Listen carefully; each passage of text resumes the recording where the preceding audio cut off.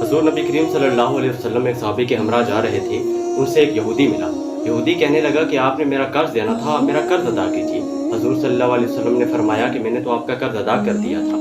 अब उस यहूदी को पता था कि जब हज़ूर सल्लल्लाहु अलैहि वसल्लम ने ये कर्ज अदा किया तो वहाँ पर कोई गवाह मौजूद नहीं था। वो फ़ौरन ये कहने लगा कि आप ऐसा कीजिए, आप इस बात पर गवाह लाइए कि आपने कर्ज अदा कर दिया था।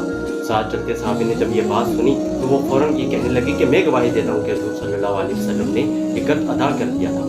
यूँ वो यहूदी लाजवाब होकर वहाँ से जब चला गया तो हज़ूर सल्लल्लाहु अलैहि वसल्लम उस सहाबी से मुखातिब हुए और उनसे पूछा कि आपने ये कैसे तस्दीक की है, आपने ये कैसे ये गवाही दे दी, आप तो वहाँ पर मौजूद नहीं थे जब मैंने कर्ज अदा किया। तो सहाबी ने कहा कि या हज़ूर, अगर आपको मैं अपनी आंखों से देख लेता वो कर्ज अदा करते हुए तो शायद मुझे इतना यकीन नहीं आता जितना आपने अभी अपनी ज़ुबान से ये फरमाया तो मुझे यकीन आ गया।